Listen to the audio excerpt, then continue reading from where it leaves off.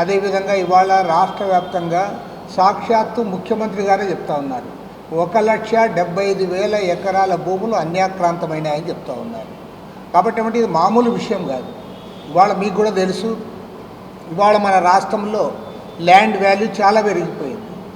మరి 1,75,000 ఎకరాల భూములు అన్యాక్రాంతమైనాయి అని సాక్షాత్తు ముఖ్యమంత్రి గారు చెబుతున్న నేపథ్యంలో వీటిపైన సమగ్రమైన విచారణ జరిపించాలి. అందుకు ఎవరు బాధ్యులు వారిపైన కఠినంగా శిక్షించాలి. అధికారులు, ఐఏఎస్ అధికారులు ఇన్వాల్వ్ అయినా సరే వాళ్ళపైన కూడా యాక్షన్ తీసుకోవాలి. అంతేకాకుండా ఆ భూములు ఎవరికైతే పేదవాళ్ళకి చెందిన భూములు ఉన్నాయో, పేద మధ్యతరగతి వర్గాల వారు, చిన్న సన్నకారు రైతులు, వాళ్ళకి ఎక్కడైతే అన్యాయం జరిగిందో ఆ అన్యాయాన్ని సరిదిద్దడానికి కూడా నూతన ప్రభుత్వం చర్యలు చేపట్టాలని ఈ సందర్భంగా విజ్ఞప్తి చేస్తూ ఉన్నాం.